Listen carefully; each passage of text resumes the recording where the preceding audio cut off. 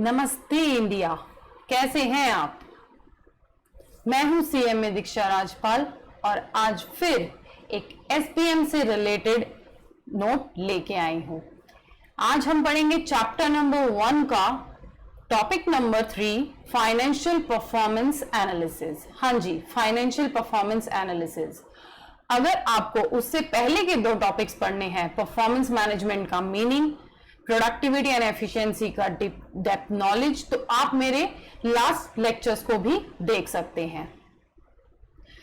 तो आज के लेक्चर को करते हैं start with our new topic, financial performance analysis. हाँ जी, आइए करते हैं स्टार्ट अपनी क्लास को, क्योंकि सीधी बात नो बकवास। हम कर रहे हैं chapter number 1, conceptual framework of performance management, framework of performance management। हाँ जी, उसका चल रहा है sir topic number 3। Topic number 3 हमने स्टार्टिंग में ही देख लिया था कि हमें 6 टॉपिक्स पढ़ने हैं। ये है हमारा टॉपिक नंबर 3, फाइनेंशियल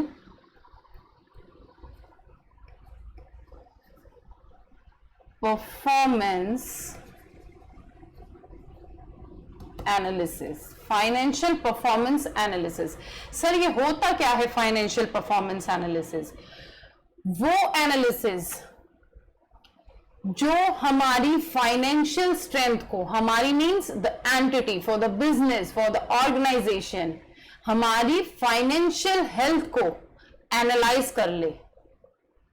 सर जी पैसा सबसे ज्यादा इंपॉर्टेंट है। हाँ जी, हर फील्ड में पैसा सबसे ज्यादा इंपॉर्टेंट है।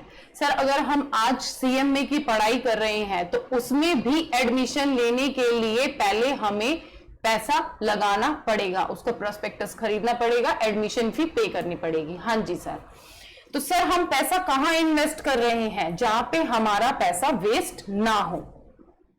हाँ जी, हमें एक प्रोफेशनल डिग्री मिलेगी तो सर ये चंद रुपए हमारे लिए बहुत ज्यादा वर्थी होंगे। हाँ जी, उसी तरीके से ही हमारे बिजनेस में सर हम कहां पे पैसा लगा रहे हैं, क्या इन्वेस्टमेंट हो रही है, क्या इनकम हो रही है, उन बातों को एनालाइज करने के लिए हम क्या करेंगे, अपनी फाइनेंशियली परफॉर्मेंसेस को एनालाइज कर लेंगे। ये एनालिसिस किस चीज पे होगा? जैसे सर हम अपनी परफॉर्मेंस को, तो हम अपने एम्प्लॉयज की परफॉर्मेंस को इवैल्यूएट कर लेते हैं, मेजर कर लेते हैं, आइडेंटिफाई कर लेते हैं, उसके हिसाब से हम उनको एनालाइज कर लेते हैं। प्रोडक्टिविटी देख लेते हैं, हम कितना प्रोडक्ट बना रहे हैं, कितनी हमारी प्रोडक्ट की क्वालिटी है, हम अपनी एफिशिएंसी को इवैल्यूएट कर लेते हैं। तो आज हम इस लेक्चर में स्टार्ट करते हैं अपनी फाइनेंशियल परफॉर्मेंस को एनालाइज करना। किसके थ्रू? फाइनेंशियल स्टेटमेंट के थ्रू। वो डॉक्यूमेंट्स जो हमारी फर्म अपने अकाउंट्स को मेंटेन करने के लिए बनाती है। हाँ जी सर, क्या बनाती है? Balance sheets, profit and loss accounts, income statements, cash flow statements बनते हैं सर, उन्हीं को ही एनालाइज करना है। तो चलिए सर स्टार्ट करते हैं अपने फाइनेंशियल परफॉर्मेंस एनालिसिस को। मीनिंग क्या है सर इसका?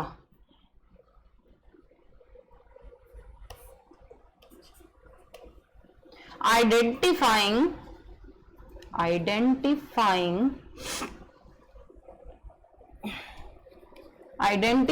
the financial strength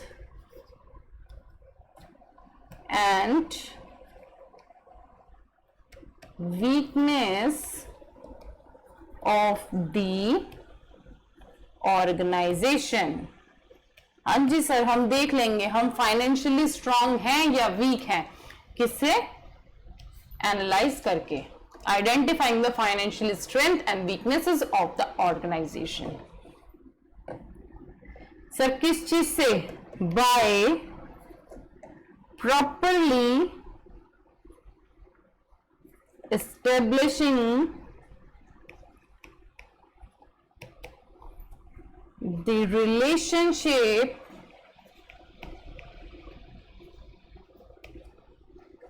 between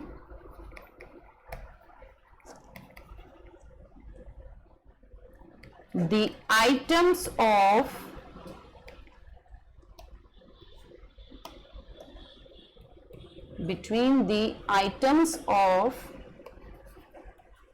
balance sheet and profit and loss account.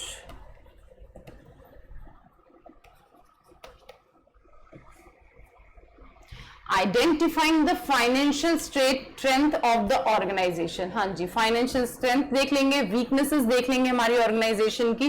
किससे सर? हमें रिलेशनशिप बनाना पड़ेगा, हमें एनालाइज करना पड़ेगा अपने डॉक्यूमेंट्स को. किन को?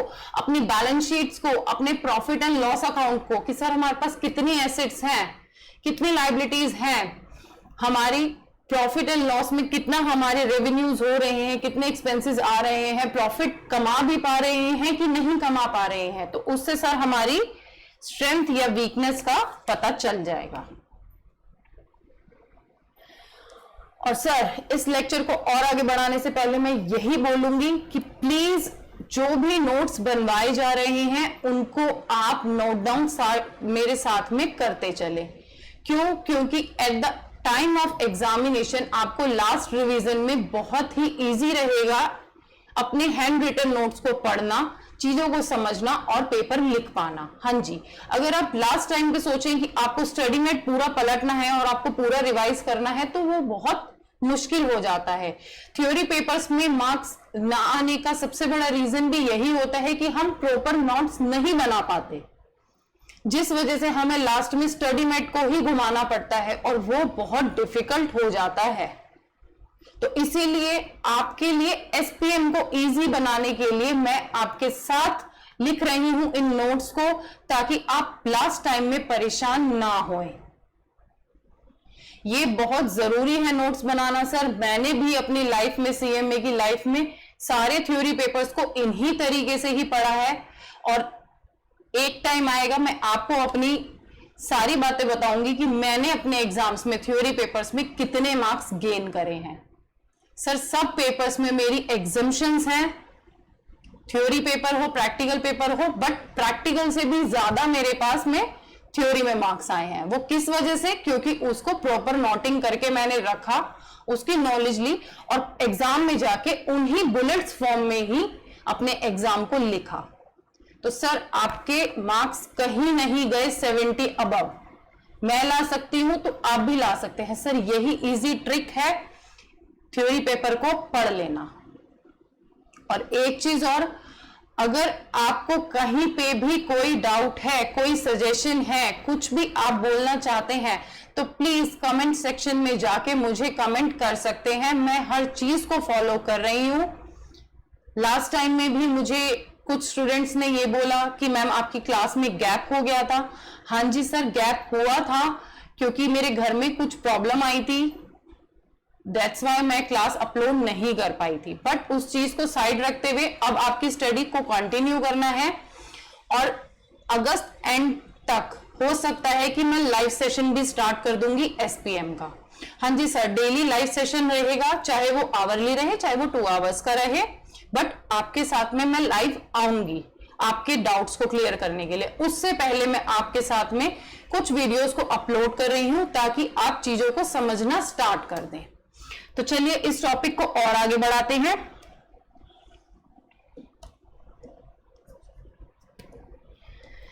The analysis of financial statement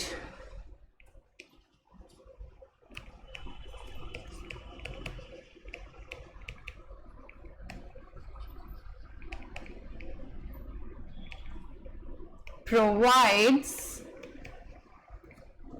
a better understanding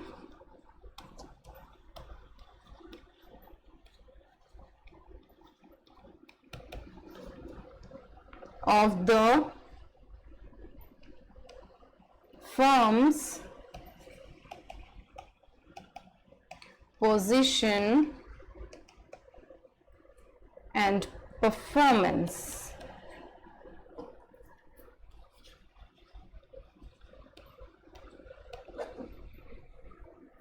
The analysis of financial statement provides a better understanding of the firm's position and performance. हाँ जी सर, एनालिसिस कर रहे हैं हम अपने फाइनेंशियल स्टेटमेंट्स को, उससे हमें क्या समझ में आ रहा है कि हमारी फर्म बेटर वर्क कर पा रही है या नहीं कर पा रही है. बेटर वर्क कर सर किस सेंस में करेगी?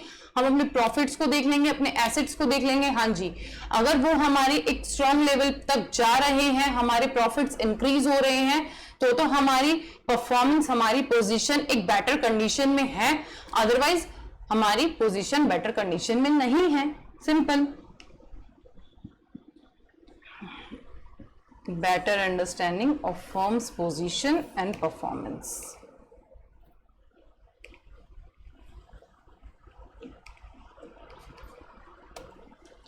Analysis can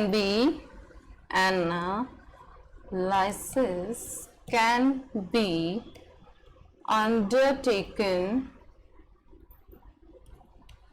by managers of the firms of the firm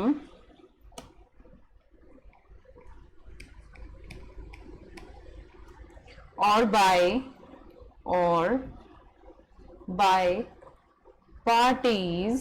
sir कौन करेगा इन फाइनेंशियल स्टेटमेंट्स का एनालिसिस? या तो मैनेजर्स करेंगे या फिर अदर आउटसाइडर्स जो इंटरेस्टेड होंगे हमारी वेल्थ को जानने के लिए, जैसे हमारे शेयर होल्डर्स, हमारे इन्वेस्टर्स. सर उनको बहुत ज्यादा उत्सुकता रहती है कि हम अपनी कंपनी की परफॉर्मेंस को देखें कि जहां हम पैसा इन्वेस्ट कर रहे हैं वो पैसा डूबेगा तो नहीं. तो सर कौन देखेगा? पार्टीज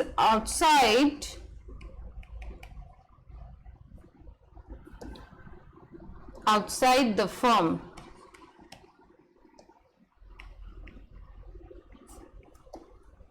कौन होंगे सर? ऑनर्स, क्रेडिटर्स,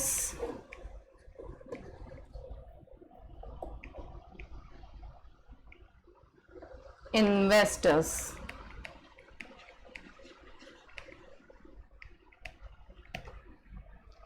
है ना सर? उन पार्टीज को ही ज्यादा रहेगा कि इंटरेस्ट रहेगा कि हम एनालाइज करें कि हमारी कंपनी किस पोजीशन पे खड़ी है.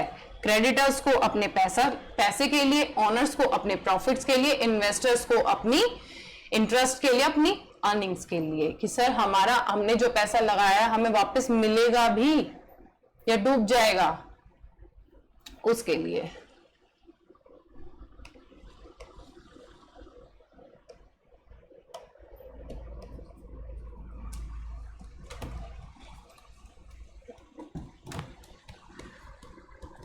Firm and some various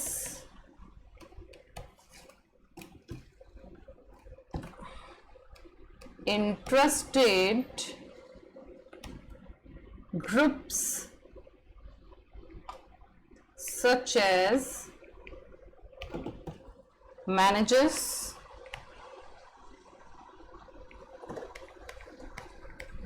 shareholders,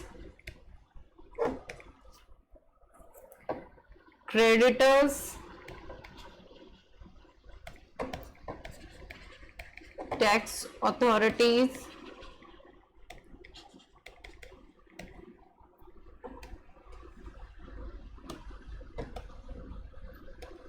seeks answers to the following important questions. The question number 1 is, what is the financial position? What is the financial position of the firm at given point of time. क्या है sir इस question में? Financial position of the firm.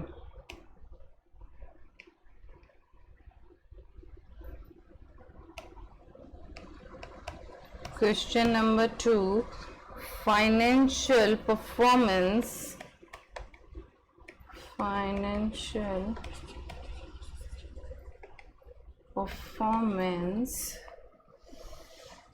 Performance of the firm over a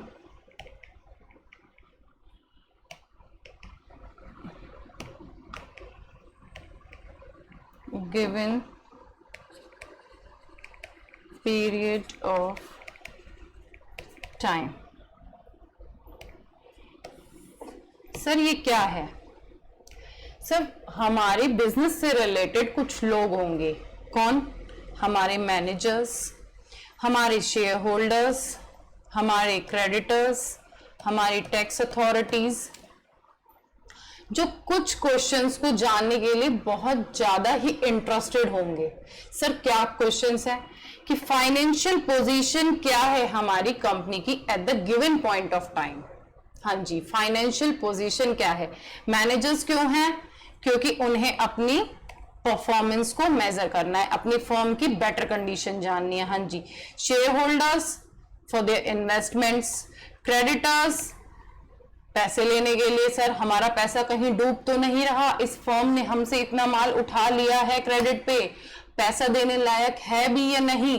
tax authorities, sir tax चाहिए उनको, तो वो सरकार की अथॉरिटीज. हाँ जी, टैक्स अथॉरिटीज को भी हमारी फर्म्स में इंटरेस्ट होता है. जो भी बिग बिग टैक्स पेयर्स हैं उनमें इंटरेस्ट है कि सर वो इस साल में कितना इंटरेस्ट पे कर रहे हैं और नेक्स्ट ईयर कितना कर रहे हैं. तो उसके लिए हमें उनकी कुछ स्टेटमेंट्स को, कुछ फाइनेंशियल डॉक्यूमेंट्स को हमें देखना ही पड़ता है. किस लिए? फाइनेंशियल पोजीशन देख लेते हैं, उनकी फाइनेंशियल परफॉर्मेंस देख लेते हैं. कौन से इंटरेस्टेड ग्रुप्स हैं sir? Managers, share holders, creditors, tax authorities. हाँ जी, देख लीजिए इस पॉइंट को, फिर आगे बढ़ते हैं.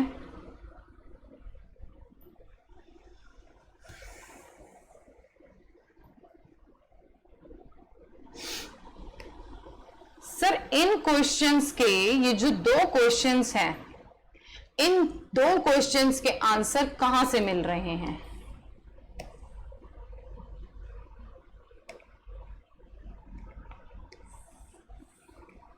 Answer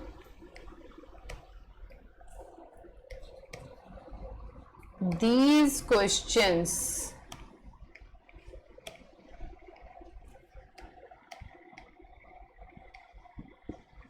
by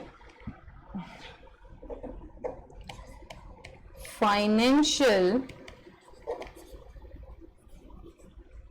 analysis of a firm. हाँ जी, फाइनेंशियल एनालिसिस कर लेंगे, उनके बेसिस पे हमें पता चल जाएगा कि हमारी फर्म की पोजीशन क्या है, फाइनेंशियल परफॉर्मेंस किस हिसाब से हो रही है. सर ये फाइनेंशियल एनालिसिस कहां से हो रहा है, किन चीजों से हो रहा है, किन डॉक्यूमेंट से हो रहा है?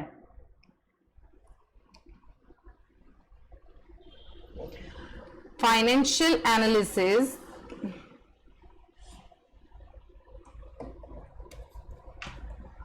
रहने दो, done with the help of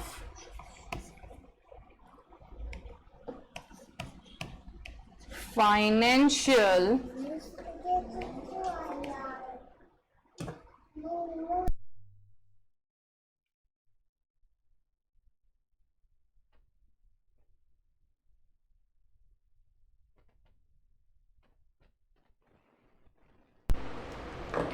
done with the help of financial statements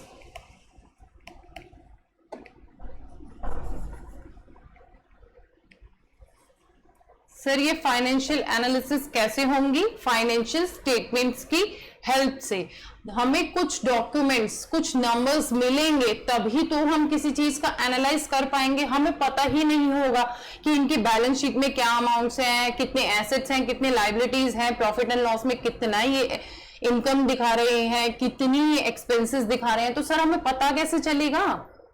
किस चीज के एनालिसिस करेंगे? तो सर किस चीज की, किसकी हेल्प से? फाइनेंशियल स्टेटमेंट्स की हेल्प से हम फाइनेंशियल एनालिसिस कर लेंगे। हाँ जी सर, देखते हैं ये फाइनेंशियल स्टेटमेंट्स क्या हैं।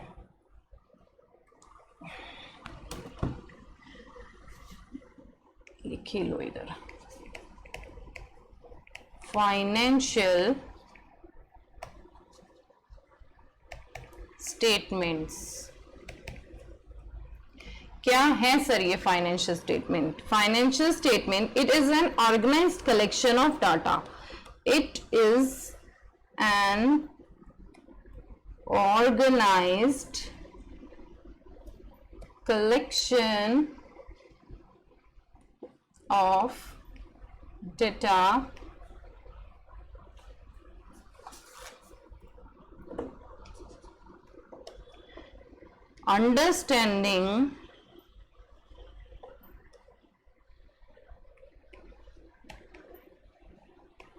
understanding of some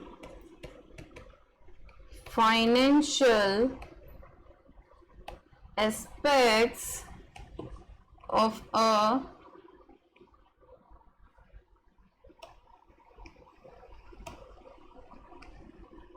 business firm.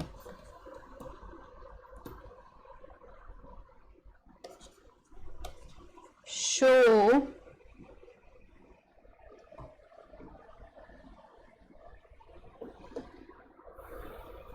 financial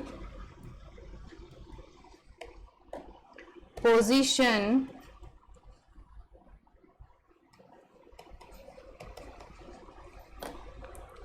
at a given point of time.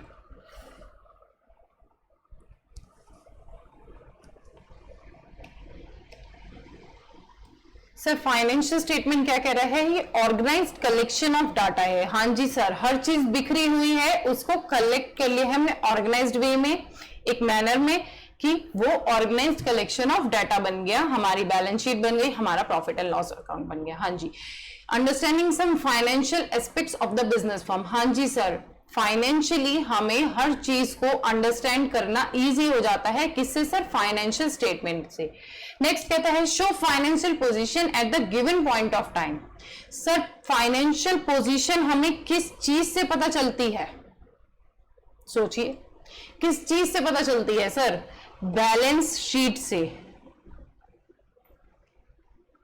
Balance sheet, financial position पता चल जाती है। हाँ जी सर, पता चल जाती है। Reveal series of activities. Sir हमारी एक्टिविटीज को किस चीज से शो कर रहे हैं हम? हमारी इनकम स्टेटमेंट से।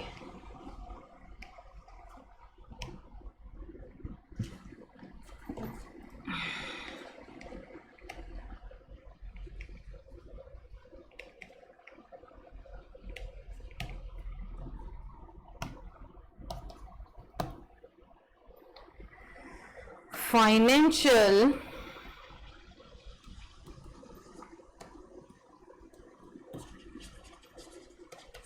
statement refers to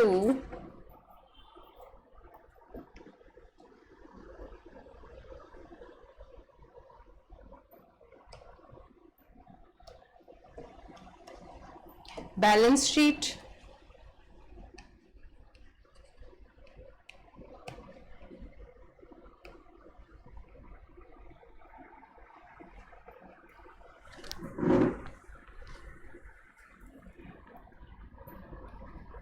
income statement,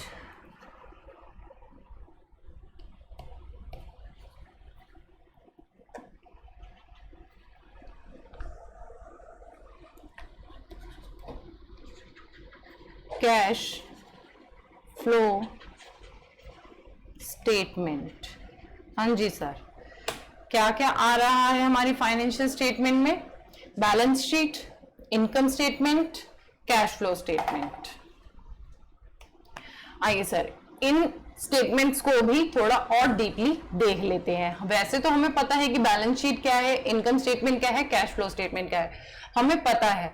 but sir उसको एग्जाम में अगर आ जाता है फाइनेंशियल स्टेटमेंट्स को, फाइनेंशियल एनालिसिस को थोड़ा बहुत भी 8 मार्क्स में 10 मार्क्स में अगर डिस्क्राइब करना आ जाए तो उस चीज में आप पॉइंट्स को कैसे लिखेंगे, उसके लिए ही आपको पॉइंट्स लिखवाए जा रहे हैं। पता तो सर है इसका कि बैलेंस शीट क्या है, वो तो हम 11-12 से पढ़ते आ रहे हैं। Balance sheet show financial position,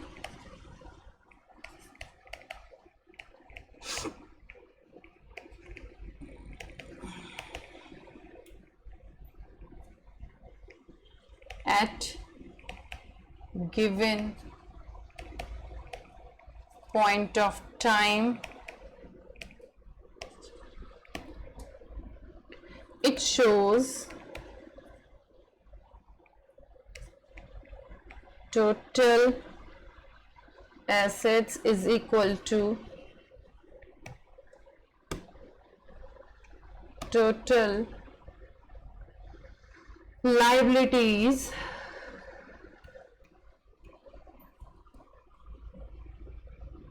plus owners equity।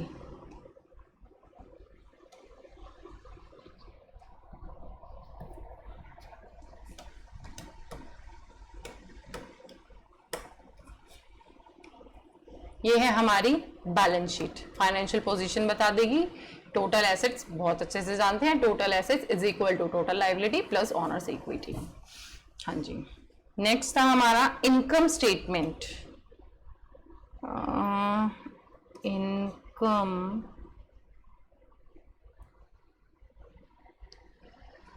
Statement, income statement refers to profit and loss account,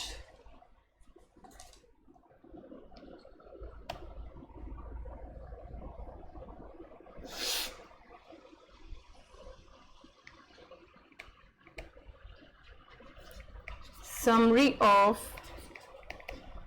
firm's revenue and expenses।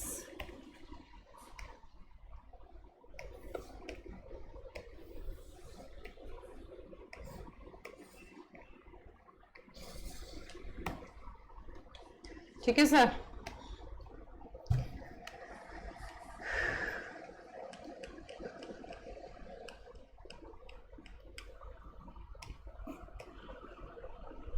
Next देखते हैं हमारी कैश फ्लो स्टेटमेंट।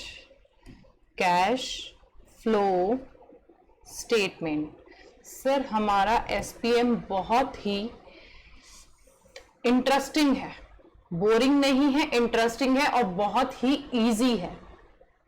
इस चीज को तो मैं बोलूंगी कि बहुत ही इजी है। ये परफॉर्मेंस एनालिसिस जितना भी अभी तक चैप्टर नंबर 1 चल रहा है बहुत ही इजी है। हम अपने डे टू डे लाइफ में भी इसको इम्प्लीमेंट करते हैं, समझते हैं चीजों को। हाँ जी सर, फाइनल लेवल पे आके हम खुद ही इन चीजों को समझते हैं, मगर उन चीजों को थोड़ा इजी फॉर्म में लाके आपको इजीली समझा देना विदाउट वेस्टिंग एनी टाइम, वही हमारा एम है। होपफुली आपको समझ में आ रहा होगा। हाँ जी, नेक्स्ट है कैश फ्लो स्टेटमेंट। सो थ्योरी लिखने में बोर मत होना, यही याद रखना कि एग्जाम टाइम में यही थ्योरी आपके काम आने वाली है। इस चैप्टर को मैं 2-3 लेक्चर्स में भी खत्म कर सकती हूं, बट नहीं, उसका कोई फायदा नहीं है। जिस चीज से आपको खुद भी नोट्स बनाने पड़े उसका कोई फायदा नहीं है। हाँ जी, अगर मैं खुद पीडीएफ नोट्स लाके आपको पढ़ाती जाऊं और समझाती जाऊं, सर आपको उस पॉइंट ऑफ टाइम में समझ में तो आएगा, मगर जब 1 महीने बाद आप उस चीज को पढ़ने बैठेंगे ना, तो फिर आप अपना सिर पकड़ लेंगे कि हाई ये होगा कैसे मैनेज होगा, फिर से इसको पूरा पढूं, पूरा स्टडी मैट पढूं। सर ये मेरे साथ होता था। मैंने तो खैर थ्योरी ली ही नहीं है क्लास, क्योंकि स्टडी मैट को पढ़ लेना, खुद से पढ़ लेना या क्लास में जाकर टाइम वेस्ट करना, बट मगर कुछ समझ में ना आना, तो वो बेकार हो जाता है हमारे लिए। एक फाइनल लेवल पे तो बिल्कुल बेकार है। इससे बेटर है कि जो चीज आपको समझ में आ रही है आप उसको अच्छे से समझो। हाँ जी, मेरा एम यही है कि आपको समझ में आए। एंड प्लीज, अगर आपको समझ में आ रहा है या आपका कोई और भी पॉइंट है तो प्लीज आप मुझे कमेंट करके बताओ।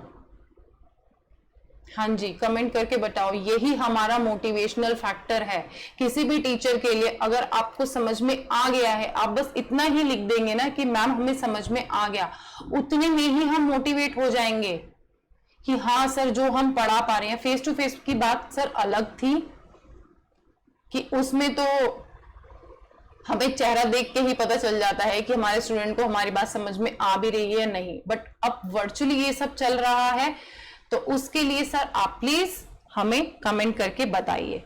स्टार्ट करते हैं cash flow statement. Cash flow statement क्या है? It is the summary of the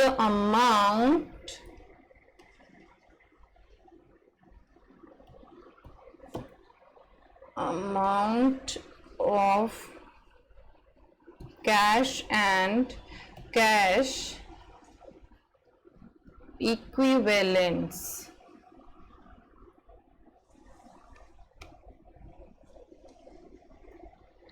it is a summary of the amount of cash and cash equivalents। हाँ जी, entering and leaving a company। It is a summary of the amount cash and cash equivalent entry or leaving a company। हाँ जी sir, हमारे पास क्या cash आ रहा है, cash equivalents क्या आ रहे हैं, क्या जा रहे हैं, उस चीज को एक समरी में बना लेना is a cash flow statement. हाँ जी, सिंपल है। पैसा क्या आया क्या गया उसकी एक समरी बना लो। जैसे सर हम छोटे छोटे होते थे, हमें मिलते थे 10 रुपए की पॉकेट मनी, तो उसमें हम कभी कभी ऐसा होता था कि उसको नोट डाउन कर लिया करते थे कि हमने आज 5 रुपए की चॉकलेट खाई तो 5 रुपए रिमेनिंग है। सर छोटे छोटे बच्चे थे ना, इसी तरीके से हमारे फॉर्म वाले भी छोटे छोटे बच्चे हैं। सर डेली अप डाउन इतना कैश जा रहा है, इतना आ रहा है, हर ट्रांजेक्शन को याद रखना इम्पॉसिबल है, तो उसके लिए सर हम कैश फ्लो स्टेटमेंट को बना लेते हैं।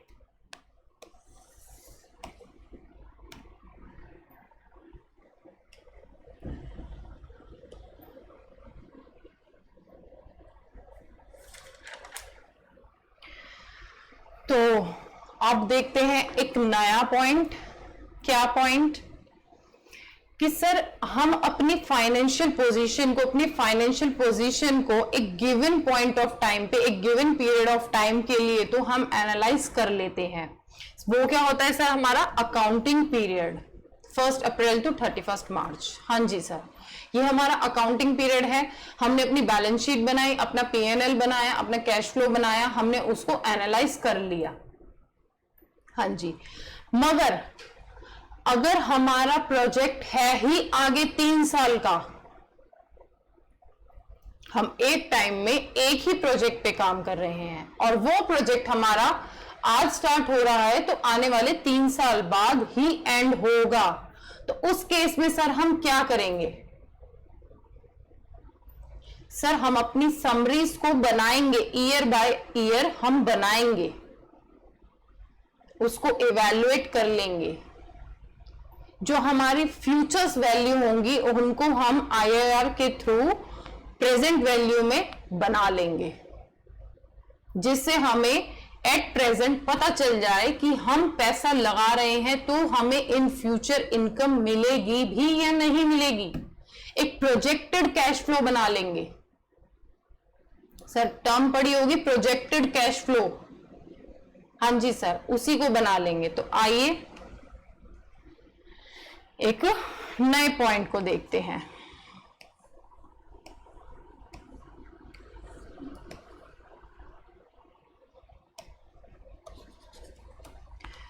When project extending over a number of years, when project extending over a number of years, क्या करेंगे सर इसमें? Calculate year wise cash flow,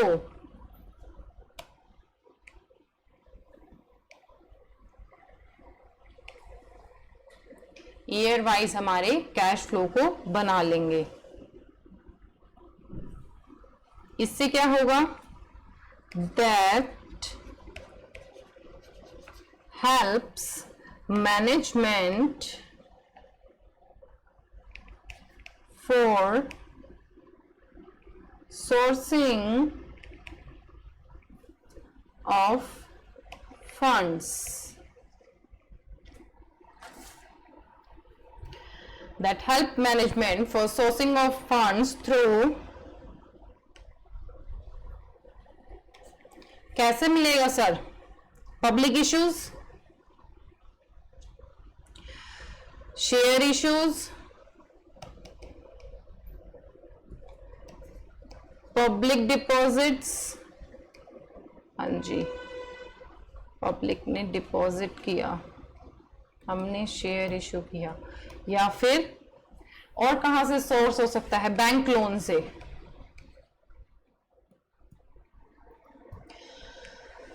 sir हम कैलकुलेट कर रहे हैं ईयर वाइज हमारे कैश फ्लोज को, तो सर उससे क्या हो रहा है? हमारी मैनेजमेंट को हेल्प मिल रही है अपने फंड को सोर्स करने के लिए।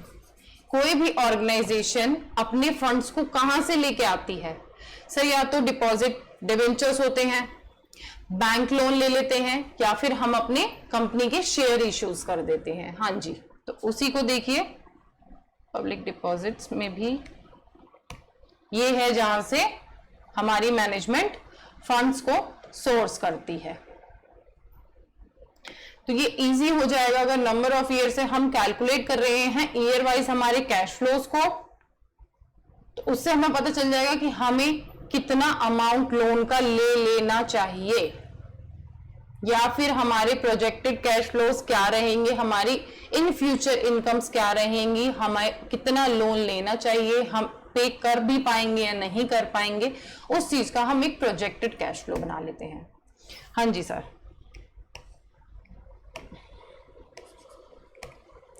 Cash flow projection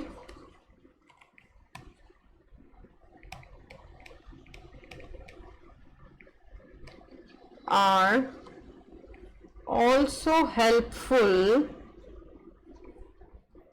for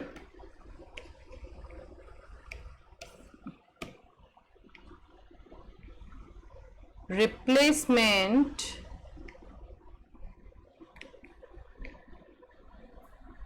of long-term liabilities.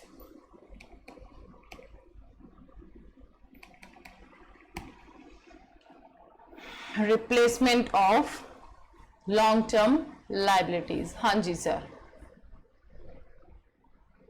Replace कर लेंगे सर। किस चीज से? हमें आज पता चल जाएगा कि सर हमने मिस्टर ए से जो पैसा लिया है उसमें हमें ज्यादा इंटरेस्ट रेट पे पैसा दे रखा है। सपोज दैट मिस्टर ए से हमने 10% इंटरेस्ट पे कैश बोरो किया और मिस्टर बी हमें उसी कैश को 8% पे दे रहे हैं। तो सर हमें प्रोजेक्शन से हमारे पता चल रहा है कि हमें रिप्लेस कर लेना चाहिए अपनी लाइबिलिटी को। मिस्टर ए से हमें रिप्लेस हो जाना चाहिए मिस्टर बी पे।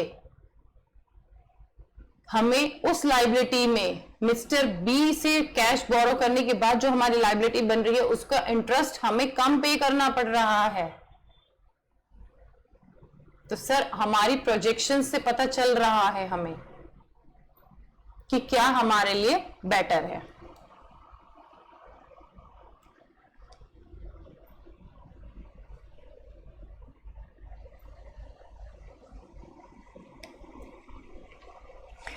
आगे देखते हैं कि प्रोजेक्टेड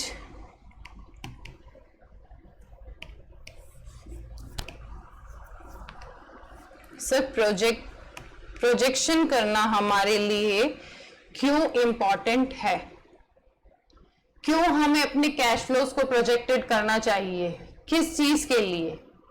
आइए देखते हैं। Projected cash flow, projected cash flow analysis is an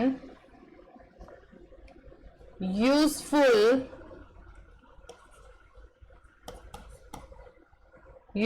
tool for measuring, sir किसके लिए?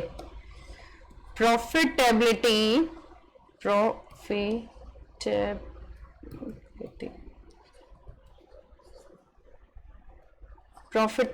of a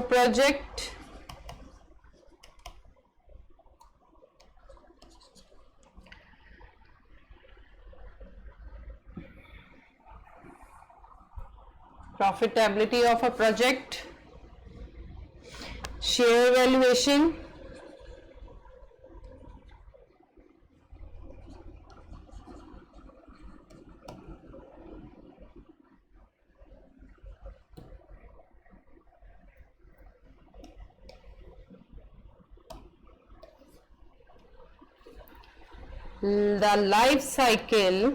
the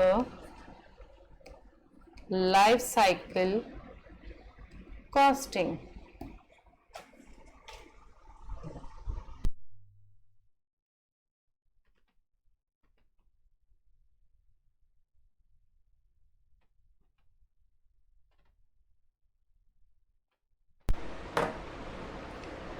Projected cash flow analysis is a useful tool for measuring profitability of a project, share valuation, the life cycle costing। हाँ जी sir, हमने अपने cash flows को projected कर लिया था, फिर हमने उन प्रोजेक्टेड कैश फ्लोज को एनालाइज किया। सर उससे हमें क्या मिला कि हमारा प्रोजेक्ट हमें प्रॉफिट कमा के दे भी रहा है या नहीं दे रहा। तो हमने उसकी प्रॉफिटेबिलिटी को चेक कर लिया, हमारी शेयर्स की वैल्यूएशन को चेक कर लिया, लाइफ साइकिल कॉस्टिंग, सर हमारी प्रोजेक्ट में कितना पैसा लगेगा। सर जब हम सीएम में करने आते हैं ना, तो जब हम प्रोस्पेक्टस खरीद के लाते हैं उसमें हम टोटल कर लेते हैं कि लास्ट तक हमारी कितनी फीस जानी है। पूरा लाइफ साइकिल कॉस्टिंग, सीएम में जनवरी की पूरी लाइफ साइकिल कॉस्टिंग हम कर लेते हैं प्रोस्पेक्टस खरीदने के साथ साथ ही। हाँ जी, सब करते हैं, हमने भी किया है, आपने भी किया होगा। जब प्रोस्पेक्टस आता है ना, तो हमें ये मतलब नहीं होता कि हमने फाउंडेशन का फॉर्म भरना है, हमें ये मतलब होता है कि स्टार्टिंग टू एंड उस प्रोस्पेक्टस में लिखा क्या क्या है। आज ही हम सब चीजों की प्रोजेक्शन कर लेते हैं। डिग्री तो सर प्रोस्पेक्टस आने के साथ साथ ही आ जाती है। हाँ जी, सबके साथ होता है, सब छोटे छोटे बच्चे होते हैं। हमने भी कभी सोचा था हाँ इतनी कॉस्टिंग लग रही है, अच्छा अभी हमने फाइनल्स में ये ट्रेनिंग भी करनी है। अच्छा उस समय यही नहीं पता था कि इन ट्रेनिंग्स का मतलब क्या है। मगर फिर भी उन चीज की प्रोजेक्शन हमने पहले ही कर ली थी। तो उसी तरीके से सर हम अपने प्रोजेक्ट के लिए, अपनी फर्म के लिए, अपने बिजनेस के लिए भी तो प्रोजेक्शन करेंगे।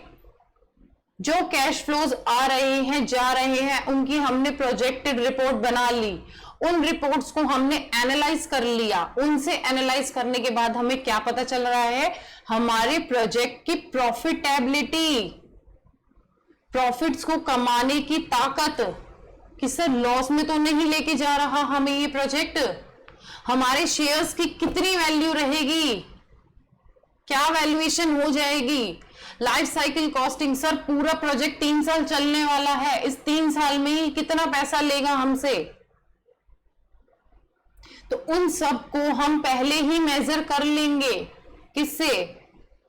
परफॉर्मेंस को मेजर करेंगे प्रोजेक्टेड कैश फ्लो से। एनालाइज कर लिया, इन पॉइंट्स को हमने मेजर कर लिया, किस चीज से? हमारे परफॉर्मेंस, फाइनेंशियल परफॉर्मेंस को एनालाइज कर लिया हमने। अभी तक तो सर हम क्या देख रहे थे कि हम एक ही ईयर में अपने फाइनेंशियल स्टेटमेंट्स को एनालाइज कर रहे हैं, मगर ये क्या पॉइंट है कि हम एक से ज्यादा सालों के लिए प्रोजेक्ट को ले रहे हैं, तो उसमें हम अपनी एनालिसिस किस तरीके से करेंगे। सर बहुत ही छोटा सा, इंटरेस्टिंग सा, इजी सा पॉइंट है, कुछ भी बड़ा नहीं है इसमें। हाँ जी सर, एक हमारे वाला ही बुलेट फॉर्म में देख लेते हैं कंसेप्ट समझने के लिए कि कैसे हमें समझना चाहिए इन फ्यूचर के कैश फ्लोज को। आइए सर एक अपने वाला कंसेप्ट देखें। क्या कहता है हमारे वाला concept? Future net cash flow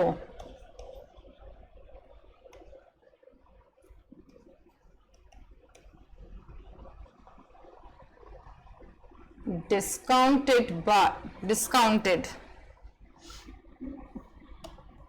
future net cash flow discounted, जब हमने डिस्काउंटेड कर लिया तो वी गेट क्या मिला सर हमें? Present value. सर इस टॉपिक को स्टार्ट करते ही मैंने बता दिया था कि हम अपने फ्यूचर कैश फ्लोज को प्रेजेंट वैल्यू में ले आएंगे।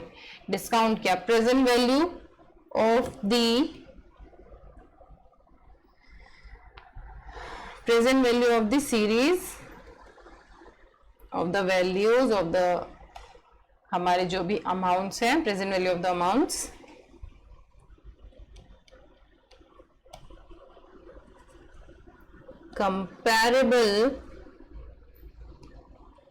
comparable with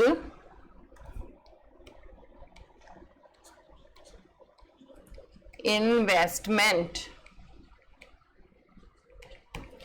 सर ये है हमारा प्यारा सा छोटा सा कंसेप्ट, जिसको हम एक बारी फिर से देखते हैं कि जब हमारे प्रोजेक्ट की वैल्यू 1 से ज्यादा सालों के लिए है, तो सर हम क्या कर रहे हैं, हमारे फ्यूचर के नेट कैश फ्लोज को ले रहे हैं, फ्यूचर के डिस्काउंटेड कर रहे हैं। सर यहां पे डिस्काउंट किससे होगा? By IRR, internal rate of return. पढ़ा होगा सर SFM में, by IRR, internal rate of return. उस रेट को लगा देंगे, फ्यूचर नेट कैश फ्लोज को ले आएंगे, उनको डिस्काउंटेड कर लेंगे हमारी IRR से, और हमें क्या मिल जाएगा? हमारा प्रेजेंट वैल्यू। ठीक है, प्रेजेंट वैल्यू मिली, उसको हमने कंपेयर कर लिया किससे सर? हमारी इन्वेस्टमेंट से। इन्वेस्टमेंट से कंपेयर करने के बाद हमें पता चल ही जाना है कि कितना प्रॉफिट मिलेगा, कुछ कमाई होगी भी या नहीं होगी। या लॉस में जाएगा ये प्रोजेक्ट, उसको हम कंपेयर कर लेंगे। ये कुछ नहीं है, ये किसी बुक में नहीं लिखा हुआ, ये कहीं और की लैंग्वेज नहीं है, बस आपको कंसेप्ट समझाने के लिए इस तरीके से रिप्रेजेंट किया गया है। इसको आपको पेपर में नहीं लिखना, सिर्फ समझना है पेपर के लिए, अपने एग्जाम के लिए इस कंसेप्ट को समझना है। सर आपने देखा होगा हमने प्रोडक्टिविटी में भी ऐसा ही कंसेप्ट बनाया था, परफॉर्मेंस अप्रेजल, परफॉर्मेंस मैनेजमेंट और परफॉर्मेंस अप्रेजल के टाइम पे भी हमने ऐसा ही एक कंसेप्ट बनाया था। आज हम performance management, financial performance analysis में भी हम ऐसा ही एक कंसेप्ट बना रहे हैं ताकि इजी वे में किसी एक पॉइंट को आपको समझाया जा सके।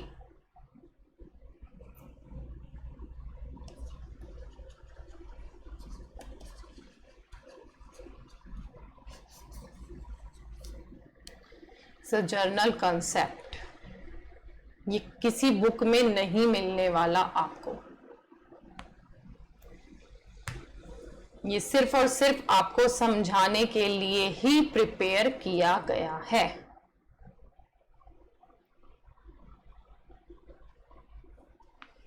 ठीक है, फिर चलते हैं आगे, इस कंसेप्ट को बढ़ाते हैं आगे, चलते हैं नए पॉइंट की तरफ। नया पॉइंट हमारा क्या कहता है, एरियाज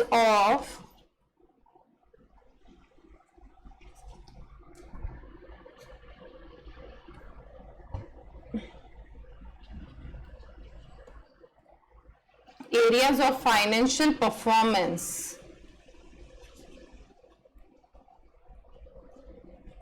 एनालिसिस। सर कौन कौन से एरियाज हैं जहां पे हम अपनी फाइनेंशियल परफॉर्मेंस को एनालाइज कर लेंगे?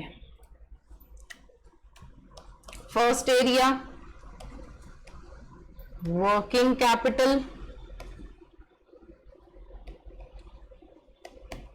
सर वर्किंग कैपिटल को एनालाइज करने का हमारा पर्पस क्या है कि सर हमारे पास कितने करंट एसेट्स हैं जो हमारी करंट लायबिलिटी से मैच हो पाए। हम अपनी लिक्विडिटी को मैच कर रहे हैं कि क्या ऐसा तो नहीं होगा कि हमारे पास एसेट्स कम हो गए हैं, लायबिलिटीज हमारी बढ़ गई हैं, कैश हमारे पास वर्किंग कैपिटल के लिए, हमारे डे टू डे बिजनेस के लिए नहीं बचा है, कहीं ऐसा ना हो हमारी प्रोडक्शन रुक जाए। तो उन्हीं सबको एनालाइज करने के लिए हम वर्किंग कैपिटल को एनालाइज कर लेंगे।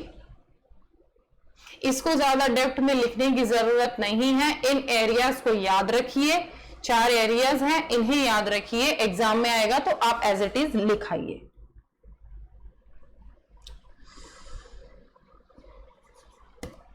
सेकंड है financial structure.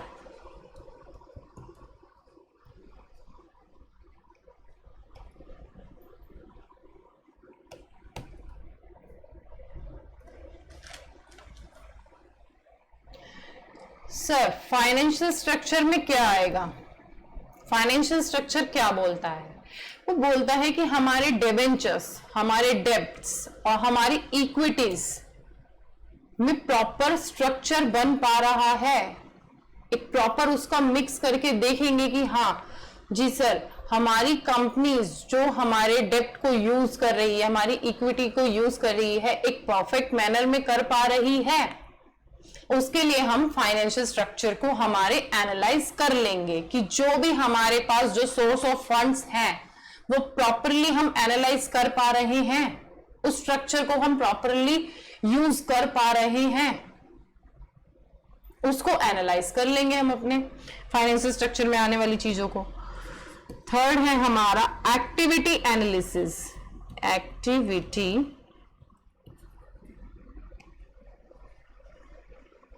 Analysis. Sir activity analysis mainly तो ये है कि किसी भी प्रोसेस को करने के लिए कुछ स्टेप्स होते हैं। सपोज दैट हम आज सीएमए करने आए हैं तो सर पहले हमारा फाउंडेशन लेवल है, इंटरमीडिएट लेवल है, देन हमारा फाइनल लेवल है। तो सर हर स्टेप को हम प्रॉपर वे में कर रहे हैं कि नहीं कर रहे हैं? हमने आज फाउंडेशन के एग्जाम दिए हैं उसके लिए कुछ क्राइटेरिया है कि आपके पास इतने मार्क्स होने जरूरी हैं, 50% मार्क्स होने जरूरी हैं, अदरवाइज आप क्लियर नहीं कर पाएंगे।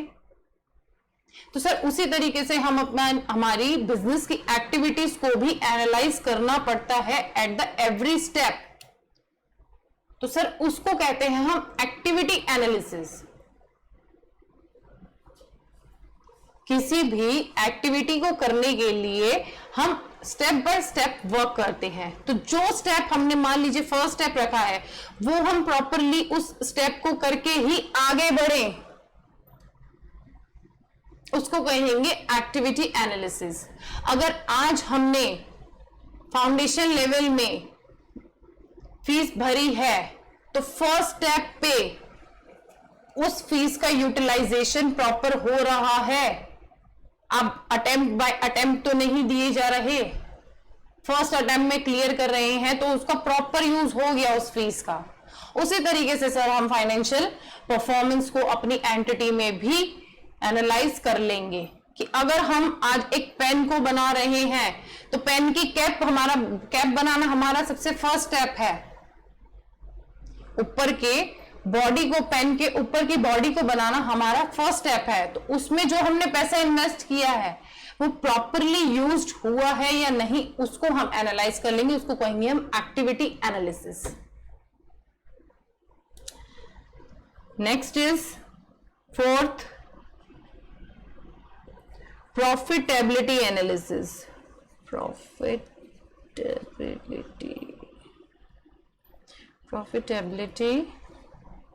Analysis.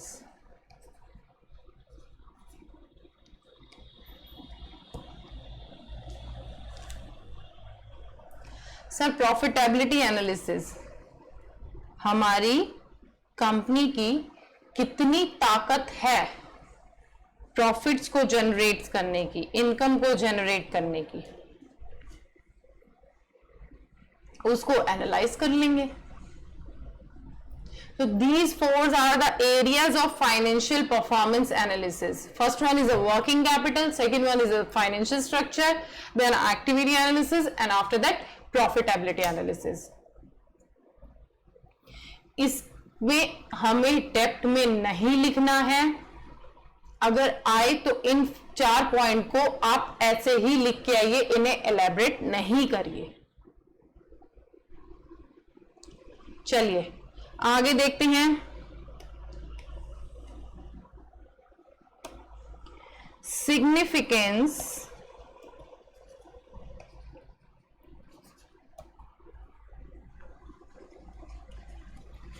Of financial performance analysis. Significance of financial performance analysis. Sir financial performance को कौन एनालाइज कर रहा है? कुछ इंटरेस्टेड पार्टीज होंगी। सर हर कोई नई कंपनी में इंटरेस्ट दिखाता, सिर्फ वही दिखाएगा जिसका या तो पैसा लगा हुआ होगा या तो किसी इंसान ने उस कंपनी से पैसा कमाना होगा, सिर्फ वही इंटरेस्टेड होगा।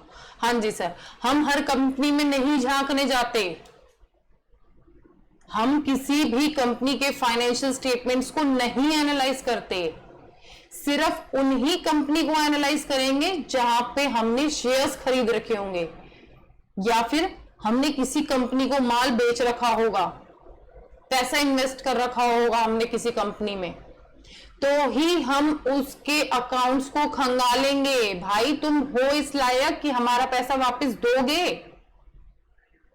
या फिर अगर आज हम तुम्हारे साथ काम कर रहे हैं तो क्या हमें कोई इनकम जनरेट करके दोगे? तो लिखिए sir, interested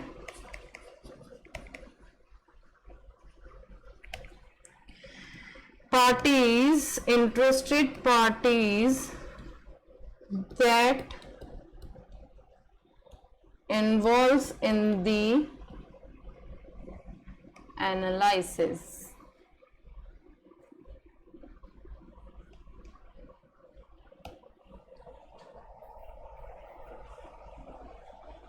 Interested parties that involves in the analysis.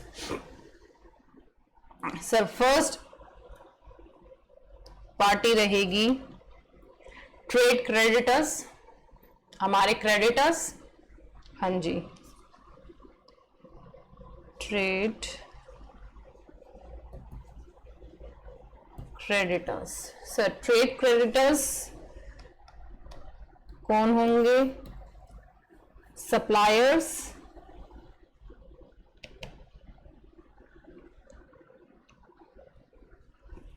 Accounts payables, हाँ जी सर इन्हें अकाउंट्स पेबल्स भी लिख सकते हैं, अकाउंट्स पेबल जिनका अमाउंट हमें पे करना है।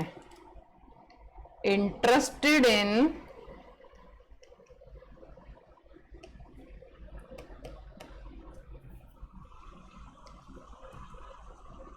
liquidity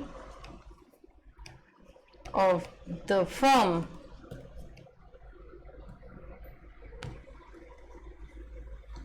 सप्लायर्स वो क्रेडिटर्स जिनको हमसे पैसा चाहिए। हाँ जी सर, क्रेडिटर्स तो देखेंगे कि सर इतनी लिक्विडिटी है इस फर्म के पास में कि हमारा पैसा हमें वापस लौटा पाएगी, तो सर कौन एनालाइज करेगा? Trade creditors. दूसरी कौन सी पार्टी होगी? Bond holders,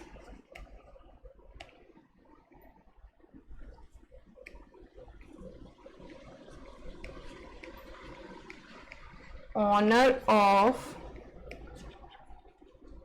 bond securities,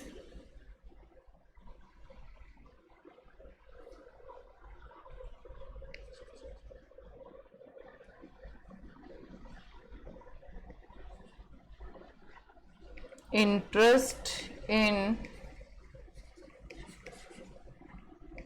cash flow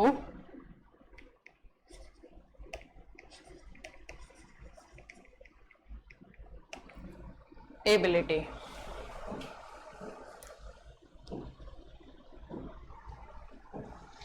trade creditors, bond holders,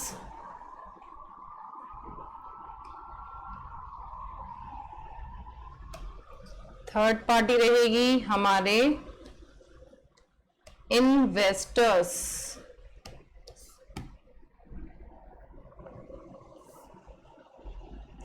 trade credit investors हमारे क्यों दिखेंगे sir?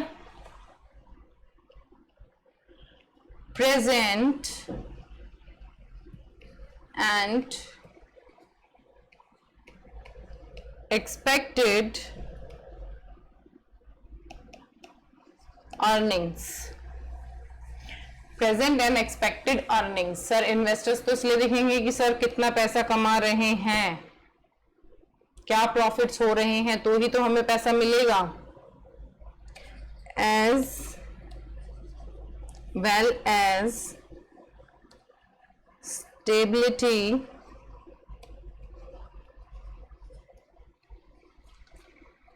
Of earnings. Sir present earnings क्या है, एक्सपेक्टेड अर्निंग्स क्या है, प्लस हमारी अर्निंग्स स्टेबल है भी या नहीं। आज तो हमने प्रॉफिट कमा लिया, नेक्स्ट ईयर हमने लॉस हो गया हमें, तो सर उस चीज को इन्वेस्टर्स ज्यादा इंटरेस्टेड होगा एनालाइज करने के लिए कि कंपनी की पोजीशन क्या है। And fourth one is interested group होगा managers. Yes managers, fourth group is people are managers. Managers क्यों करेंगे सर? बेटर फाइनेंशियल कंडीशन के लिए, better financial condition of the firm. Sir हमारे मैनेजर्स को तो इंटरनली ही इंटरेस्ट होगा कि हमारी फाइनेंशियल कंडीशन स्ट्रांग रहे, फाइनेंशियली हम कहीं पे भी इंडस्ट्री में वीक ना दिखें. Better financial condition of the firm, evaluation of opportunities, evaluation of opportunities in evaluation of opportunities in relation to current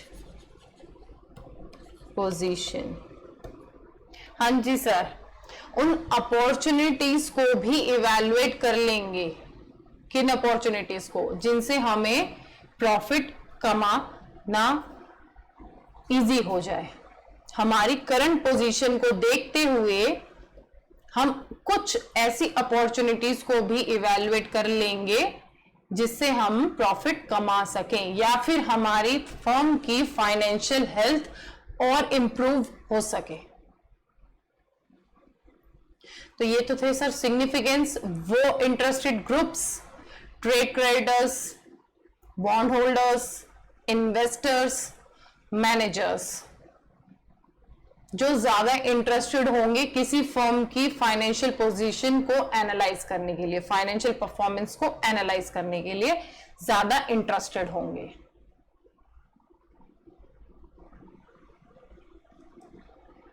चलिए सर नेक्स्ट पॉइंट पे चलते हैं. Types of financial performance analysis.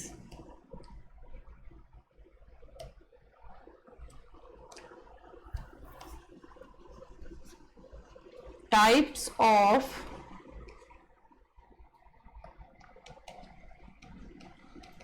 Financial performance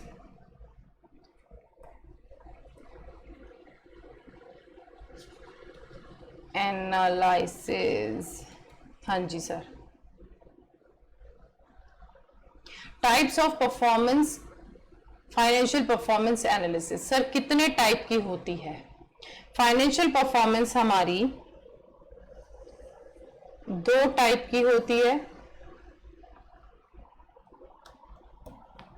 एक तो है sir material used,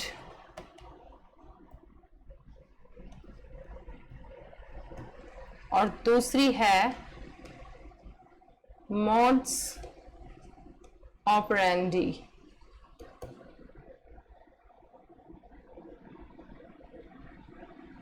sir material used का मतलब क्या है? कि जैसा भी हम इनपुट लगा रहे हैं, जो भी माल हम लगा रहे हैं, उससे हम इवैल्यूएट कर लेंगे अपनी पोजीशन को, अपने परफॉर्मेंस को इवैल्यूएट कर लेंगे. हाँ जी. और मोड्स ऑपरेंडी का मीनिंग क्या है? कि सर एक वे में काम करना. एक वे का मतलब कि आपकी एक निशानी बन गई कि हाँ जी सर आप बहुत तेजी से काम करते हैं, तो that's your modus operandi. Sir mister Ram is very innocent guy. हाँ जी सर, वो उनकी मोडस ऑपरेंडी है. The way of doing, industry में हर कंपनी का काम करने की एक वे ऑफ डूइंग होती है, वही है उनकी मोडस ऑपरेंडी. किस वे में वो काम कर रहे हैं, that's it's modus operandi. Means a mode of operating, किस तरीके से काम करना. तो मटेरियल यूज्ड में फाइनेंशियल पोजीशन को हम जब इवैल्यूएट कर लेंगे, एनालिसिस करेंगे, तो उसको दो तरीकों से एनालाइज करेंगे.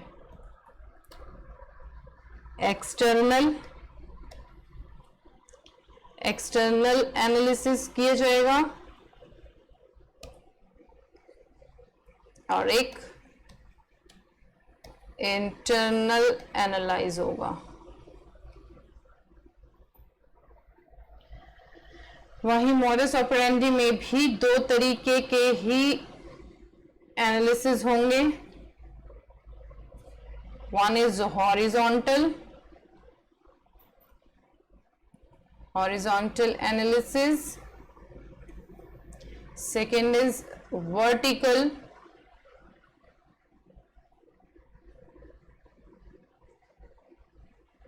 analysis.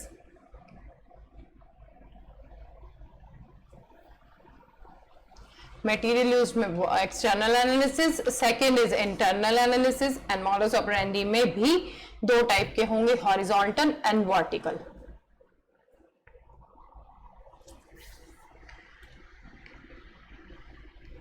आइए देखते हैं मटेरियल यूज्ड. मटेरियल यूज्ड में first is external analysis.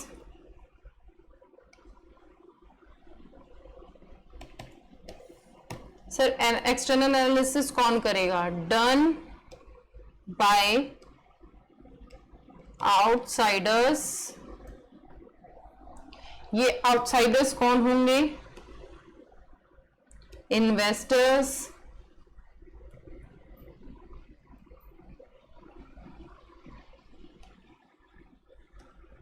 Potential investors,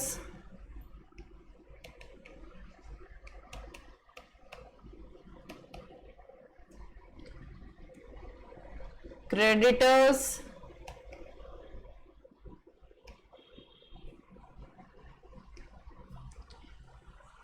government agencies.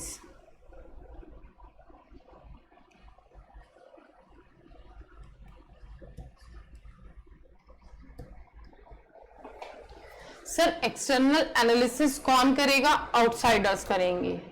Outsiders कौन होंगे? हमारे investors, potential investors, creditors, government agencies. Sir investors तो समझ में आ रहा है, कौन से इन्वेस्टर्स हैं? जिन्होंने हमारी कंपनी में पैसा लगाया है. पोटेंशियल इन्वेस्टर्स, जी पोटेंशियल इन्वेस्टर्स वो इन्वेस्टर्स हैं जो आपकी कंपनी में पैसा लगाना चाहते हैं. अभी लगाया नहीं है मगर ऐसा सोच रहे हैं कि हमने आपकी कंपनी में अपना पैसा लगाना है. तो सर लगाने से पहले भी तो हमें एनालाइज करना ही पड़ेगा कंपनी की फाइनेंशियल स्टेटमेंट्स को. किसी भी शेयर मार्केट में अगर आप एंटर कर रहे हैं, किसी कंपनी के शेयर्स परचेज करने हैं, तो आप पोटेंशियल इन्वेस्टर्स हैं सर उस कंपनी के लिए. सपोज दैट आपको ब्रिटानिया के शेयर्स को परचेज करना है, तो सर आप उसके लिए क्या करेंगे? ब्रिटानिया की फाइनेंशियल स्टेटमेंट्स को एनालाइज कर लेंगे. आप इंटरनली एनालाइज नहीं कर सकते, आप एक आउटसाइडर हैं. तो जो कंपनी अकाउंट्स को पब्लिश कर देगी, हाँ जी, अपनी जो अकाउंट्स को, अपने फाइनेंशियल स्टेटमेंट्स को पब्लिश कर देगी, सिर्फ और सिर्फ उन्हीं अकाउंट्स को आप एनालाइज कर सकते हैं. हमारे क्रेडिटर्स, हमारी गवर्नमेंट एजेंसीज, हाँ जी सर, गवर्नमेंट एजेंसी वो एजेंसीज हैं इस एनालिसिस में जिनका कंपनी में कोई होल्ड नहीं है. कुछ कंपनीज ऐसी भी हैं जहां पे गवर्नमेंट के कुछ शेयर्स रहते हैं, तो वो तो सर इंटरनल एनालिसिस कर सकती हैं. मगर यहां पे क्या है? गवर्नमेंट का कोई भी होल्ड नहीं है. No holding in company. ठीक है सर, कोई भी होल्ड नहीं है कंपनी में, तो वो गवर्नमेंट एजेंसी भी एक आउटसाइडर ही है.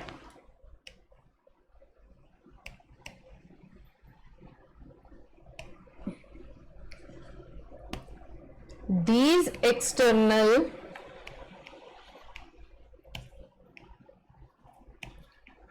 parties of the firm depend almost on the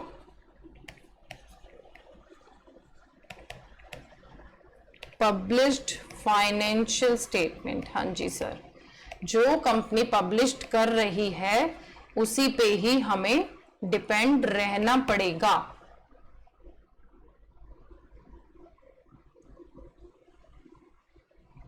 material used, समझे। अब चलते हैं हमारे सेकंड एनालिसिस पे, that's internal analysis.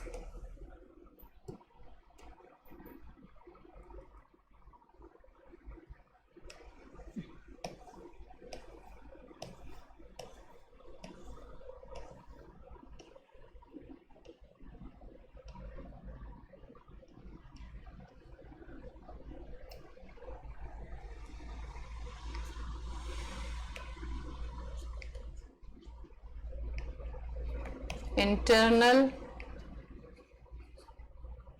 Analysis. Sir internal analysis कौन करेगा?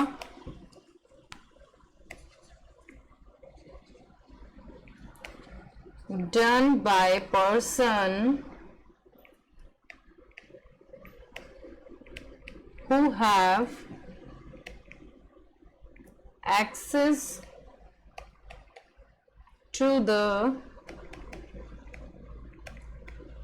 internal accounting records। done by a person who have access to the internal accounting records।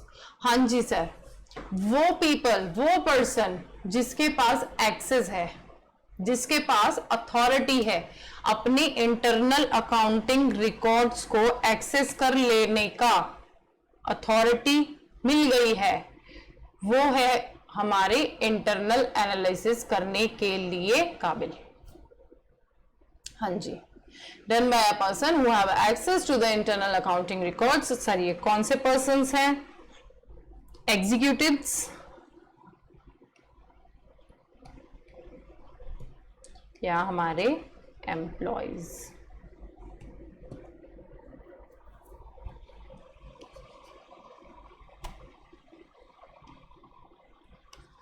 can be affected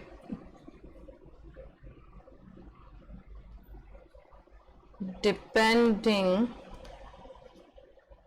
upon the purpose to be achieved।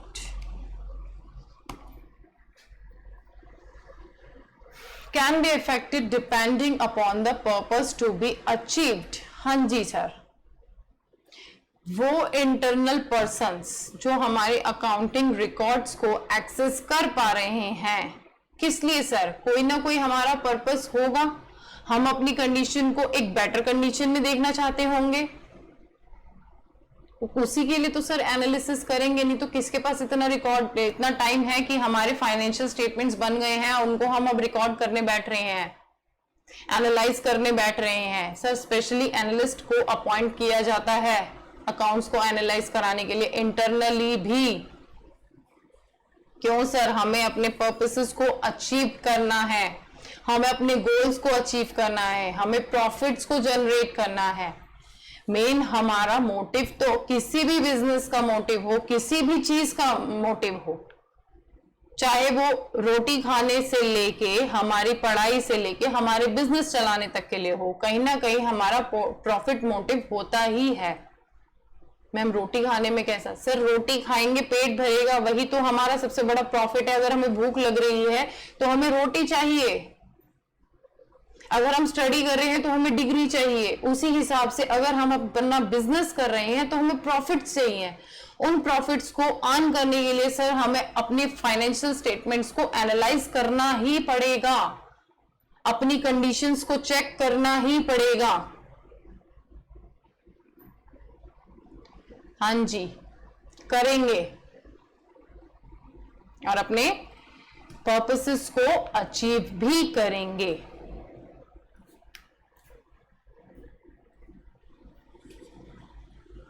आइए sir next देखते हैं modus operandi. Next type था हमारा modus operandi या फिर mode of operating.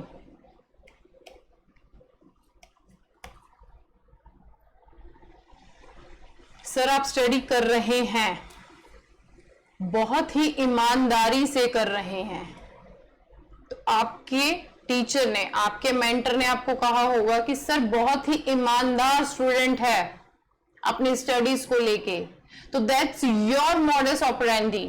आपकी काबिलियत जहां दिख रही है, दैट्स योर मॉडस ऑपरेंडी। इसके सर 2 वेज थे, 2 टाइप्स थे। The first is horizontal analysis.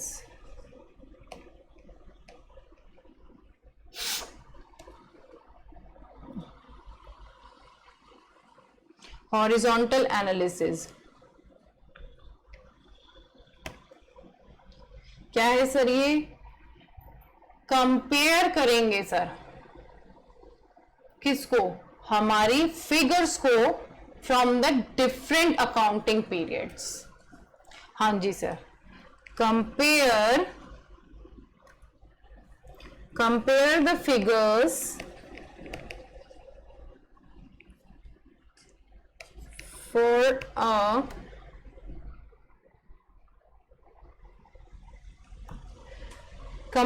figure for a period with other given period। हाँ जी, और the other given period compare कर लेंगे। एक एग्जाम्पल देखते हैं। Example,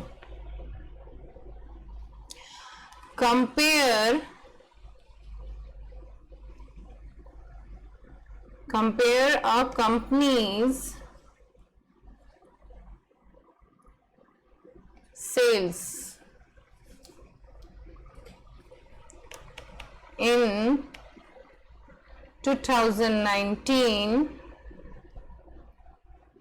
to its sales in 2020।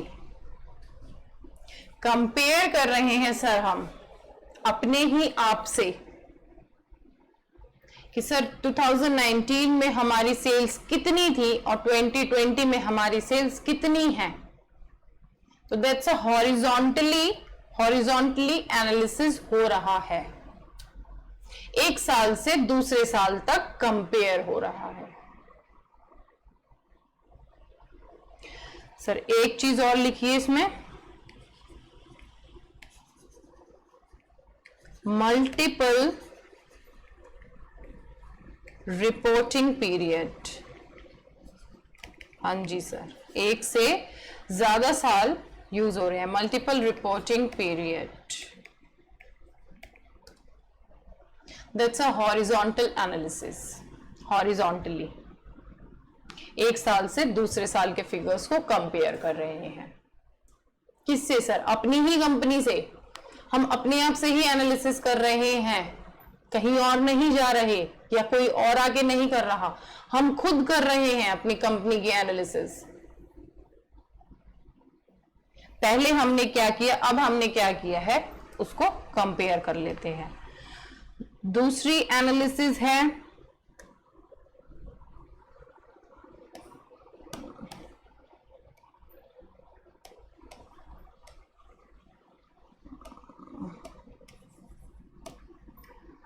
the second is vertical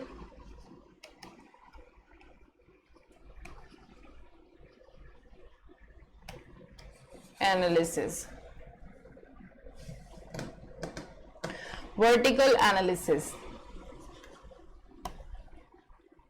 by taking by taking any line item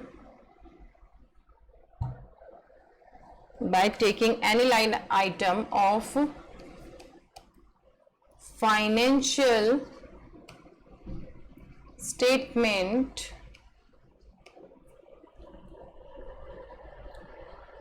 as a base. क्या करेंगे sir? किसी भी फाइनेंशियल स्टेटमेंट को उठा लेंगे. Suppose that we can take our income statement. हाँ जी सर, हमने इनकम स्टेटमेंट को लिया, उसमें किसी भी आइटम को बेस बना लिया और उससे हम अपने अमाउंट्स को कंपेयर करते हुए चले. By taking any line item of financial statement as a base and will disclose the same in percentage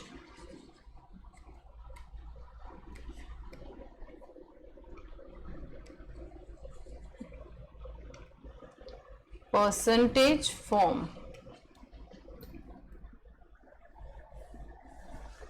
उसको हमने डिस्क्लोज कर दिया परसेंटेज फॉर्म में. ठीक है, एग्जाम्पल ले लेते हैं इसका.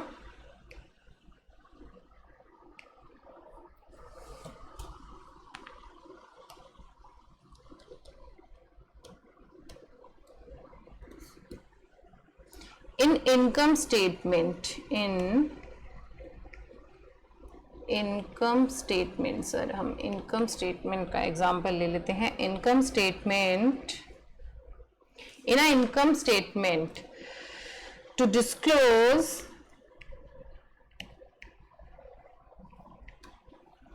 All the line items. Sir, जितने भी आइटम्स हैं, all the line items in percentage form by taking base as net sales.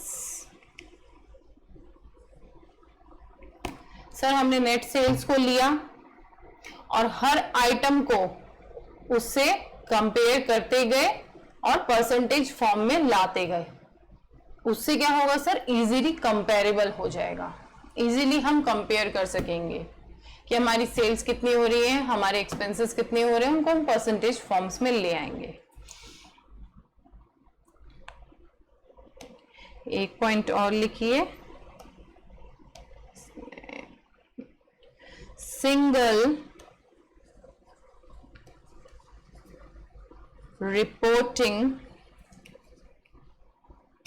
Period. हाँ जी सर, एक ही साल के डाटा को एनालाइज कर रहे हैं. यहाँ पे हॉरिजॉन्टली में हम एक से ज्यादा साल को ले रहे हैं कंपेयर करने के लिए, मल्टीपल रिपोर्टिंग पीरियड यूज कर रहे हैं, और यहाँ पे हम सिंगल रिपोर्टिंग पीरियड यूज कर रहे हैं.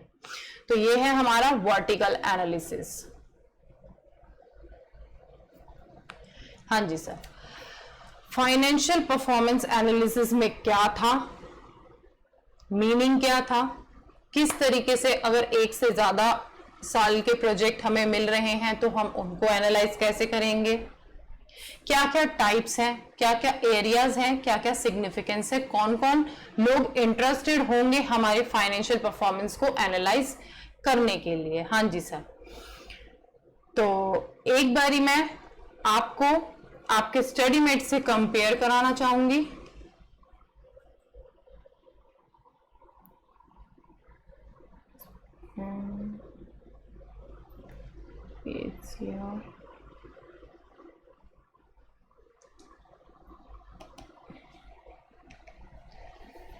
हाँ जी सर, एक बारी आपके स्टडी नोट से हम कंपेयर कर लेते हैं कि हम कहाँ तक पढ़ चुके हैं, क्या पढ़ना है और कहां तक पढ़ चुके हैं। सर हमने चैप्टर नंबर 1 पढ़ना था। हाँ जी सर, हमने चैप्टर नंबर 1 पढ़ना था, हमने पढ़ लिया। क्या क्या पढ़ा? परफॉर्मेंस मैनेजमेंट का कंसेप्ट देख लिया, प्रोडक्टिविटी और एफिशिएंसी को भी देख लिया, फाइनेंशियल परफॉर्मेंस एनालिसिस जो कि हमने अभी पढ़ा है। लास्ट एक पॉइंट और है, टेक्निक्स बचा है, अकाउंटिंग टेक्निक्स, उसको हम नेक्स्ट लेक्चर में देखेंगे। बट उससे पहले हम कंपेयर कर लेते हैं कि हमने अब तक देखा क्या क्या है।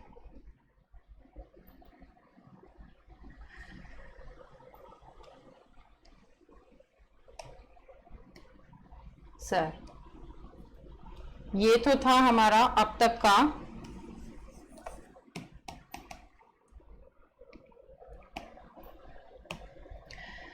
हमने क्या क्या पढ़ा है। परफॉर्मेंस मैनेजमेंट का कंसेप्ट देख चुके हैं हम, हाँ जी देख चुके हैं।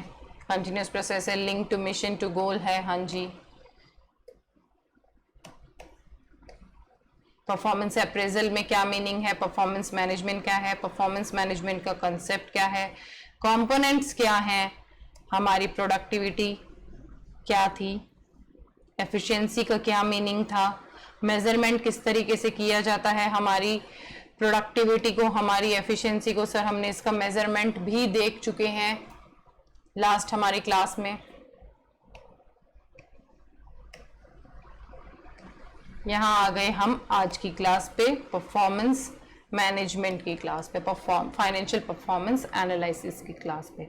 हाँ जी सर, कोई भी पॉइंट ऐसा नहीं होगा हमारे स्टडी मेट का जो हमसे छूटेगा, डोंट वरी, एक भी पॉइंट नहीं छूटेगा। सर क्या हमने इन क्वेश्चंस को छोड़ा जो हमारे इंटरेस्टेड ग्रुप्स जानने के लिए ज्यादा उत्सुक थे कि हमारी फाइनेंशियल पोजीशन क्या है, हमारी फाइनेंशियल परफॉर्मेंस क्या है, देख लिया। सर हमारी फाइनेंशियल स्टेटमेंट में कौन कौन से हमारे डॉक्यूमेंट्स आते हैं, देखा हमने, हाँ जी देखा। बैलेंस शीट है, इनकम स्टेटमेंट है, कैश फ्लो स्टेटमेंट है, इसको भी हमने देख लिया। हमारे प्रोजेक्टेड आईआरआर में हम उसको कैसे कन्वर्ट करेंगे, हमारे प्रोजेक्टेड कैश फ्लोज को हम आईआरआर में कन्वर्टेड करेंगे, प्रेजेंट वैल्यू पे लेके आएंगे, कंपेयर करेंगे हमारी इन्वेस्टमेंट से, जिससे हमें पता चल जाएगा कि ये प्रोजेक्ट हमारे लिए प्रॉफिटेबल है या नहीं है, ये भी देख लिया।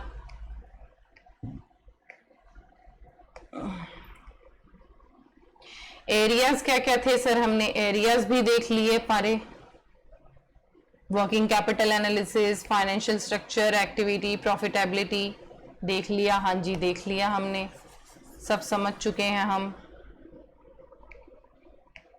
सिग्निफिकेंस क्या क्या थे, कौन कौन से पीपल ज्यादा इंटरेस्टेड थे हमारे अकाउंट्स को खंगालने में, trade creditors, bond holders, investors, management, हमारे मैनेजर्स। टाइप्स क्या क्या हैं सर फाइनेंशियल एनालिसिस के types, material used, external, internal, modus operandi, horizontal and vertical, हम पढ़ चुके हैं आज, हाँ जी सब देख लिया है। कहीं पे भी कोई भी पॉइंट नहीं छूटेगा, चाहे तो आप अपने स्टडी मेट से मैंने कंपेयर करा दिया है, आप अपने मन की तसल्ली के लिए आप भी कंपेयर कर सकते हैं। नेक्स्ट अब आता है हमारा पॉइंट अकाउंटिंग टेक्निक्स, जो हम पढ़ेंगे नेक्स्ट क्लास में। अकाउंटिंग टेक्निक्स के बाद ये टॉपिक खत्म होगा, फिर नया टॉपिक स्टार्ट होगा हमारा सप्लाई चेन मैनेजमेंट, उसको भी हम नेक्स्ट क्लास में देख लेंगे। तो सर हमारा अब तक लगभग हमारे 3 पॉइंट्स, हम 3 टॉपिक्स को हम क्लियर कर चुके हैं, हाँ जी हम हमारे 3 पॉइंट्स को क्लियर कर चुके हैं। 3 का लास्ट टॉपिक बचा है अकाउंटिंग टेक्निक्स, उसको भी हम नेक्स्ट क्लास में देख लेंगे। उसके बाद बचता है हमारा supply chain management, customer relationship and customer profitability analysis. Sir और 3 लेक्चर्स लगेंगे इसको कंप्लीट करने में। हाँ जी, जल्दबाजी नहीं करूंगी क्योंकि फायदा नहीं है खाली ओवरव्यू देने का या फिर शॉर्ट नोट्स बनवाने का। शॉर्ट नोट्स तो सर तब बनवाए जाए ना जब बिल्कुल लास्ट टाइम आ जाए, आपके पास कोई ऑप्शन ही ना बचे, तब शॉर्ट नोट्स बनेंगे। मगर अभी जैसे नोट्स बन रहे हैं उनको आप लास्ट तक रिवाइज कर सकते हैं, उनको शॉर्ट्स करने की जरूरत नहीं पड़ेगी। 3 लेक्चर्स और लगेंगे, फिर हमारा चैप्टर 1 कंप्लीट हो जाएगा विद नोट्स। हाँ जी सर, विद नोट्स। नोट्स भी बन चुके होंगे चैप्टर 1 के। तो आज की क्लास को करते हैं यहीं पे खत्म।